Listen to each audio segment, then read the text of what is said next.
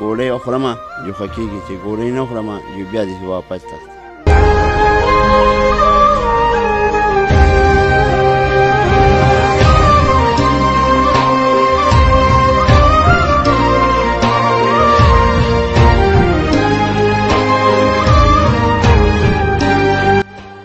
چیرمین صاحب ته آفتاب خان ته ایم پی اے صاحب میا شرافت علي خان ته او د پاکستان تحریک انصاف MNA صاحب ډاکټر حیدر علي خان او بیا وزیر اعلی صاحب ته زه دا یو عاجزانه اپیل کوم چې د دوی سره د خپل وس مناسب ستاسو څومره وس کېږي د هغه خپل وس مناسب د دوی سره څه کومک وکړئ د دوی که دغه علاج پرې شي د دوی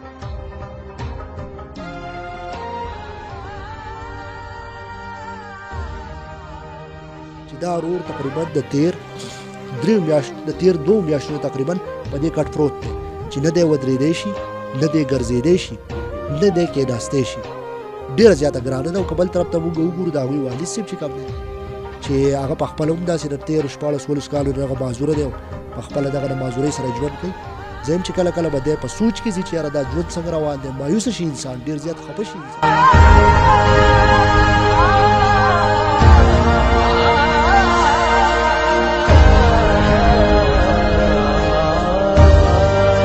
فلس کاکو د ګولو د ستنو د ډاکټر د ګاډو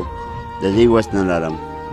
زما خپل ملګرو ته مشرانو کشرانو ته ټولو دا اپیل دی چې زما سره بھرپور تعاون وکړئ ستاسو سره به الله تعاون وکړي چې کوم دی دا سیاست چې کوم کوي وایي زه د خدمت لپاره لګیا یم چېرته دي هغه ادارې او چېرته دي هغه محکمې دا غونډ صورتحال تاسو په خپله وینئ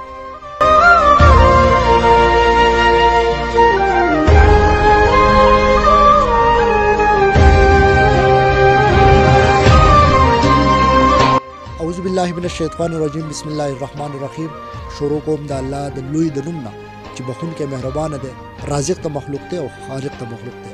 ګرانو کتونکو مینوالو ستاسو ورور افتخار احمد یم امید ساتم چې ټول به ښه او د صحت پجامه به مینوالو پروګرام تاسو ګورئ زما فرض او تاسو ته معلومه ده چې زما فرض پروګرام مقصد هم دغه دی چې زموږ د سواد په سیمه څومره هم خویندې یارونه وي هغوی ته کوم درپېش مسایل وي هغوی د غریبۍ د لاسه کومې ستونزې هغې ته موږ د هغوی اواز جوړېږو د هغوی هغه فریاد د هغوی هغه جړه چې کومه ده د هغوی هغه سخت دی د هغه موږ تاسو ته په سکرین نه وړو او په هغې باندې مخې ته بیا کوشش د الله وکړم او ستاسو چې د وس نه څومره کېږي نو د هغو سره خپل کومک کړی هم دی او انشاءالله هیله لرو چې د دغه خلکو سره به هم تاسو هغه خپل د وس مناسب څه نه څه کومک کوئ هم دا مهال دارنګې زه نن راغلی یم د سواد سیمه د خوازخیله تحصیل او باغډیرۍ کې بیا موجود یم ګرانو کتونکو نننی پروګرام هم په یو داسې کورنۍ کې دی زما چې یقینا د هغوی چې دغه خبرې اترې تاسو څه ټایم واورئ نو ډېر زیات د خفګان مقام دی چې یو طرف ته موږ وګورو نو ډېره زیاته د ملک صورتحال چې کوم دی نو یو بل طرف ته روان دی چې په هغې کې هغه سفید پوش چې کوم دي او کوم چې برابر کم خلک دی تنخوادار خلک دی نو هغه خلک هم ډېر په جړا دي نو بل رنګې که عام دیاړیمار دی نو بیا تاسو ته هم پته چې یاره ډېره ګرانه ده چې ژوند د څومره ستونزو سره تېرېږي خو که د دغې سره سره کله په انسان باندې بیا د دې غربت سره سره بیماري هم راشي او د الله تعالی دغه امتحان هم په انسان شروع شي نو ډېره زیاته ګرانه شي انسان ډېر زیات خفه شي د دغه خلکو سره به خبرې اترې کوو او د هغوی فریاد چې کوم دی د هغوی دغه حقیقت او د هغوی چې کوم زندګي تېرېږي د هغوی چې کوم ژوند روان دی نو هغه تاسو سره په سکرین باندې به شریک کوو زموږ سره اوسئ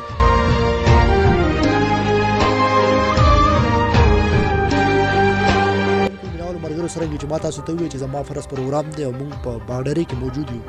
په یو داسې کور کې موجود یم چې یقینا ما چې هم دغه صورتحال په خپله ولید نو ډېر زیات خفه شوم او چې زه هم دغه صورتحال تاسو ته اوس په سکرین باندې راولم او تاسو ته د دې تره او د ده دغه ځوان زوی خبرې اترې شریکې کوم نو یقینا چې تاسو به هم ډېر زیات خفه شئ ګرانو کتونکو په باغډیرۍ کې ناست یم دا مهال چې کوم دی د ظاهر شاه ماما سره موجود یم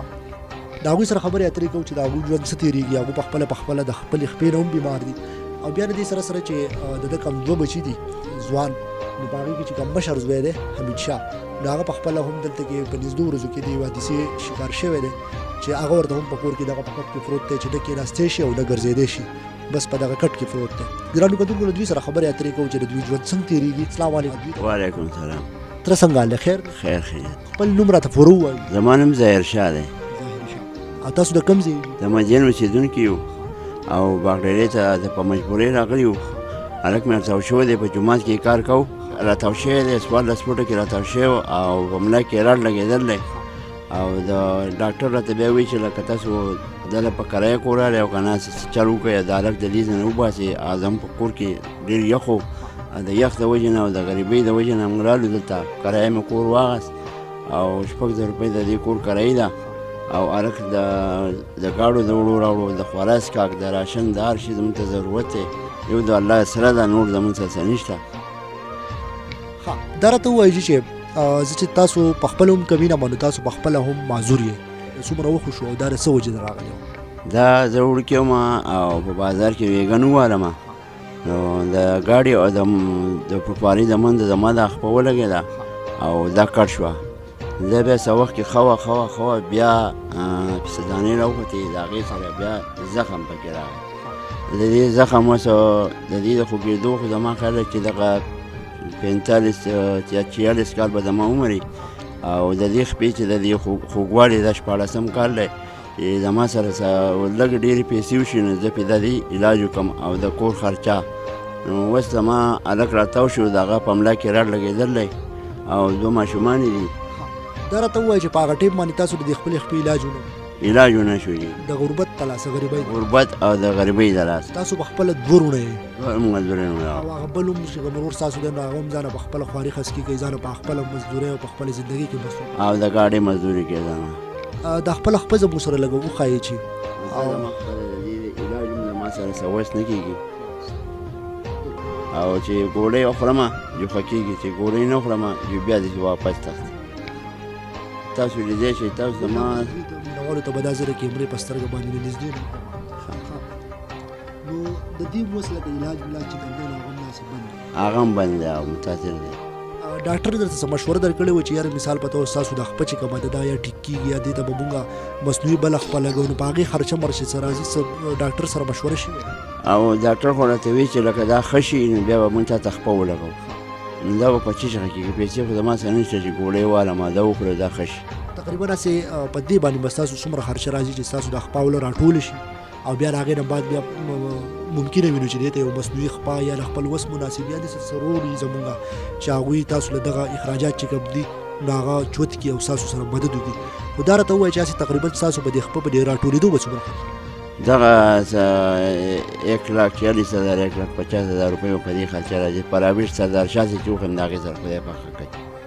اوس د دې علاج نه دی روان د دې بل چا علاج نه دی عامې ګوړې خورم او اوس مې ما سره پرتې وي او هغه پې ښه نه راځي اوس راته دا ووایه ورور مې یقینا ډېره زیاته ګرانه ده او بیا ستاسو په خپله 2 بچي دي 2 بچي مې دي او یو بېروزګاره و هغې ته په پټۍ کې لګولی په شاګردۍ کې نو هغه هم دونه ورکوي چې د هغه جیب خرچه 100-200 روپۍ وله ورکوي نو هغلته ناستې غریبادۍ زما سره زته ده د خوراک څښاک او د ګولو د ستنو د ډاکټر د ګاډو د دې وس نه لرم زما خپل ملګرو ته مشرانو کشرانو ته ټولو دا اپیل دی چې زما سره بارپور تعاون وکړئ ستاسو سره به الله تعاون وکړي دا 2 چې کوم دي نو دا د 2 بچي ماشومان دي یو یې دی لور ده دی زوی دی دا هم اوس بېګانه جوړه وه د دیم ټیک نه په دواړو ټوخي موسم داسې دی مه کوه دا راته ووایي چې بیا د دغې نه وروسته دغه ستاسو حل باندې الله رحم وکړو یو ځوان زوی د الله درکړو په یوه تمه به وایي چې یاره زما د ملا دغه تکلیف چې کوم دی یا زما چې کوم پیټی دی دی به زما سهاره جوړ شي نو هغه راته هم داسې پرېوتو دا راته ووایي چې د دوی د حادثه څنګه مخې ته راغلی دا په اوله چې د دیوانونو کې د دې شګو مګو والا سره د جاړیانې مېرمنې کولې په هغې کې مزه ونه کړه بیا د ویړ کار یې زده کړو نو ویړ په کار کې مزه نه وه پیسې پکې چا صحیح نه ورکولې خلکو به ورته 200 روپۍ وي بیا به ورته 200 روپۍ ورکولې نو دی وایي ابو دا زه نشم کولی نو بیا دې جاړې ته ونښت مڅوړي کوله په جومات کې نو ملګري له یې تخته وڅې ورکوله دی ناست و چې پاسېد تختې ورکوله نو لاندې لاړ 14 فوټه کې کته ولګېد په ناستې باندې نو شاته یې ګټ پروت و په هغه ګټ باندې ملا ولګېده نو په هغې کې رډ لګېدل دی ملا وله ښه بلها دونه څیرل ده نو زه خپل مشرانو کشرانو ته اپیل کوم چې زما سره بارپور تعاون وکړي زما سره هم وکړي زما د زوی سره زما د زوی او زما سره تعاون وکړي د دوی په علاج باندې د دوی ژوند څنګه ځکه چې موږ کوم صورتحال ته ګورو نو ډېره ګرانه ده تاسو په خپله هم معذور یئ د کار روزګار دغه حال دی د ملک صورتحال هم داسې دی نو د دوی علاج اوس څنګه روان دی؟ دوی علاج راسره هم سره نشته. اوس بله ورځ به بیا وړه غواړي، خدای خو به چې ډاکټران به څوک غواړي. اولنی علاج خو په کارت شوی او هغه خو بیا واپس ورکړلي. دوباره بیا موږ 2 پیرې بوت نو هغه زموږ نه پیسې ولګېدې. او چې چا سره پیسې هغه به ولګوي، چا سره پیسې نه هغه به څه ولګوي. د دا چې کوم دغه 13 پیره تاسو یا تللی یا اوس را روان وخت ځئ، نو کوم هسپتال ته ځئ او د دې علاج په کوم هسپتال کې؟ انور هسپتال کې علاج کوو. د اول هم لګېدلي، په معاینه باندې هم بیا تقریبا 14-16 زره ولګېدې. اوس بیا وایي چې بیا به یې راولي. یا بله زموږ منګور ته بولي، دې خوا مټې ته بولي و، په هغې هم ولګېدې. د ګاډو د خرچه، د ګولو، د ستنو، د سټورونو تاسو ته ټول ته خپله پته را. چې ډاکټر چې پرچې کټ کړي نه د سټور والا بیا خپله مرضي چې څوک واغسي. او بیا یې خوازخیلې ته ویوړ. په خوازخیلې کې مو هم دا پیپونه ورته ولګول. اوس ته الله لږ رحم دی، خو پیسې راسره لږ نشته چې د دې بیا برابر علاج وکړم. هسې تر ډېره ګرانه نه ده چې داسې په دې خپلو سترګو باندې د خپل ځوان زوی نه چې داسې په کټ پروت دی او په خپله هم معذوري یی او د ژوند خو روان دی. هغه چا خبره خېټه او ډاکټر خو چانې تړلی، نو دغه هم دي. او د کور یو خوا مونږ وګورو د کور هم د کرۍ دی او بل څه داسې سهاره نشته. نو ډېره ګرانه ده که نه. خلک په خپله ویني، نو چا ته ښکاري چا ولیدم او چا راسره څه دغه وکړو، ځکه چې نه راسره راشن څه درک لګي چې راشن والم او هغه شته راشن و ختم شو. الله دې زموږ ټولو په حال رحم وکړي. ګرانو کتونکو،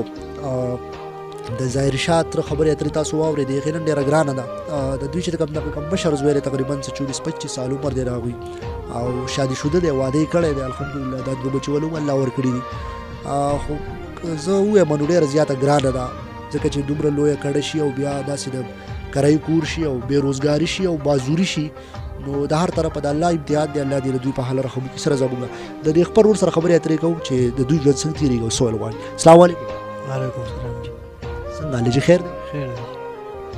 حمید شاه یې که نه؟ جی حمید شاه. دا راته ووایه یاره چې د جومات په دې واقع کې ته راتاو شوې او دا معذوره شوې او پلار حالات هم داسې دي د والد صاحب، نو د کور دا حساب کتاب او په کوم جومات کې چې تاسو دغه کار کوو، نو یا د چا په نګرانۍ کې تاسو کوم کار کوو، نو د هغوی ستاسو لپاره څومره بډه تړلو وایه؟ بس په اولنۍ ځلې بولي او بیا یې نور خیر سره بیا یې تپوس هم نه کوي، نه ټلیفون کوي. او دا راته ووایه چې تاسو د جن کلي نه تاسو بیا د باډرۍ ته په دغه مجبورۍ رالی چې ډاکټر تاسو څه وي چې یاره دته لږ د ګرم ماحول ضرور د غرمو لپاره جي مجبورۍ باندې راغلی ځکه چې مدین لږ یخ دی. مدین زموږ ټانګونو بیخي یخ دی، یو خاص خارمه نه لګي. ستاسو چې کوم د کلي یا څه چیرمین دی یا کوم داسې الحمدلله MPS هم ستاسو د مدین دی شرافت علي خان، نو هغوی ته خو هم دا خبر رسېدلی وي ستاسو د کور کلي، ځکه چې زموږ الحمدلله د سوات علاقه داسې د ګرانو کتونکو چې تر لرې لرې پورې خلک یو بل پیژني، نو هغوی ته هم څه خبر رسېدلی یا هغوی څه تر اوسه پورې څه تپوس پوښتنه نه یې ده کړې جي، نه یې ده کړې. مدین ډېر خراب خلک دي. ډېر د افسوس مقام دی چې داسې د چا په کار روزګار کې یو انسان دغه شی د جومات کار الحمدلله بیا خو موږ مسلمانان یو، نو په مدین کې هم ډېر مخیر حضرات دي په کار دی چې یوازې په حج عمرو په دې کار نه کېږي چې یو سړی وایي چې ما دومره حجونه وکړو زه حاجي صاحب شوم یا ما عمرې وکړې. دلته کې په خپل چم ګاونډ کې هم داسې یو نظر ساتل په کار دي. حضرت عمر رضی الله عنه به د وی که د سمندر په غاړه هم یو سپی د تندې له لاس لمړ شي، نو د هغې جواب به هم زه ورکوم او د هغې تپوس به هم زه باندې کېږي. نو بیا دا غټ غټ خلک چې کوم دي او دا سیاست چې کوم کوي وایي زه د خدمت لپاره لګیا یم، او چېرته دي هغه ادارې او چېرته دي هغه محکمې؟ دا غونډ صورتحال تاسو په خپله وینئ چې دا ورور تقریبا د تېر 2 میاشتو تقریبا په دې کټ پروت دی چې نه دی ودرېدی شي، نه دی ګرځېدی شي، نه دی کېناستی شي. ډېره زیاته ګرانه ده. او که بل طرف ته موږ وګورو د هغوی والد صاحب چې کوم دی چې هغه په خپله هم داسې د 13-14 کالو دغه معذوره دی او په خپله دغه د معذورۍ سره ژوند کوي. زه هم چې کله کله به دی په سوچ کې ځي چې یاره دا ژوند څنګه روان دی، مایوسه شي انسان، ډېر زیات خفه شي انسان. الله دې زموږ په حال رحم وکړي. ګرانو کتونکو، د دوی سره خو نورې خبرې اترې ما ته اندازه نه لګي، ځکه چې زړه د خوږېدو مقام دی، زړه د انسان خوږېږي چې یوه یوه تې اوري. خو زه به دغه ووایم چې کوم د مدین چې کوم چې زمونږ MPS صاحب دی یا شرافت علي خان د پاکستان تحریک انصاف سره تعلق ساتي، د هغوی په نوټس کې زه خبره ډېره راولم. او بیا دلته کې که مونږ وګورو د خوازخیل تحصیل چیرمین چې کوم دی هغه هم د پاکستان تحریک انصاف سره تعلق ساتي. بیا که مونږ وګورو د صوبې وزیر اعلی چې دی نو هغه الحمدلله هغه هم زموږ د علاقې سره د مټې سره تعلق ساتي. نو په کار د ډېر په دغه الفاظو باندې زه تاسو ته وایم یو اپیل درته کومه چې د دې رور سره د دې تره سره او د دې رور سره د ده په علاج باندې به سره راځي یا به د ده د کور په خرچه باندې یا د ده د کارۍ باندې به سره راځي. خو چاره چا چې څومره وس کېږي نو د ده د کور د کارۍ حساب وکوي، د ده اخراجات چې کوم دي الحمدلله دا ماشومان دي واړه دي د دوی دپاره څه سوچ بچار پکار دی، د دوی تعلیم لګي، د دوی اسپتال راځي. که یو خوا مونږ وګورو د سواد صورتحال داسې دی، بل خوا موسم داسې دی چې یاره بیماریانې سیوا شوي دي. تره راته خبر وکړه چې دغه ماشومان بیمار دي، نو یو خوا خو په خپله هغه معذوره دی، بل خوا یې ځوان زوی بیمار دی، بل خوا په خپله ماشومان. نو ډېره زیاته ګرانه ده. زما چیرمین صاحب ته آفتاب خان ته ایم پی ای صاحب میا شرافت علي خان ته او د پاکستان تحریک انصاف MNA صاحب ډاکټر حیدر علي خان او بیا وزیر اعلی صاحب ته زه دا یو عجزانه اپیل کوم چې د دوی سره د خپل وس مناسب ستاسو څومره وس کېږي د هغه خپل وس مناسب د دوی سره څه کومک وکړئ. د دوی که دغه علاج پرې شي، د دوی که دغه ستنې پرې شي، د دوی که دغه د کور دا کارۍ چېرته لږه ډېره پرې شي، نو ستاسو په حال به هم الله رحم وکړي او د دوی به هم څه ثواب جوړ شي. زه دغه خبرې اترې د دغه پروګرام سره ختمومه. تره په آخر کې څه وایي؟ په آخر کې زه خو وایم چې زما څوک منګه ایني او چا سره خدای پاک په چا رحم کړی د هغو سره زما دا درخواست ده چې مونږ سره بھرپور تعاون وکړي. زموږ د خدای اسره ده، نور څه نشته. د کار اسره چې و زموږ هغه دغه وه، هغه راته پرېوت په کټ کې. زما 2 بچي دي او 2 دده دي او کرایه کور دی او بس د خدای اسرې ته ناست یو. کوم چې مسافر کمونو دي زمونږ په سعودي دوبۍ کې او هغوی خاص هم الحمدلله تللی دي مزدورۍ الله پرې رحم کړی دی، الله دې ښه ساتي چې په هر ملک وي په هر ځای کې وي خپلې خوارې خسکې له تللي دي. خو هغوی په نوټس کې هم زه یوه خبره راولم روغ صحت تل الله درکړه چې دغه د خپل کور دپاره او د خپلو بچو دپاره دغه خوارې خسکې کوئ. خو ستاسو د دې به هم زموږ نه تپوس کېږي چې زموږ د خپل وس مناسب په چم ګاونډ کې اخوا دې خوا نظر واچو او د خپل چې کوم معذوره خلک دی، کوم غربت سره کوم ستونزې کوم ژوند کوم تېرېږي د کومو خلکو، نو د هغوی سره موږ د خپل وس مناسب منډه وو او د هغوی سره د هغوی په دغه کې لږ ډېر په کار راشو، نو الله به زموږ نه هم راضي شي او د دوی به هم څه نه څه ثواب وشي. هم د دې سره زما نننی پروګرام مخ پای ته رسي. تر بل پروګرام پورې خپل کوربې افتخار احمد له ورکړې اجازت ولې الله مو سپارم. د الله په امان.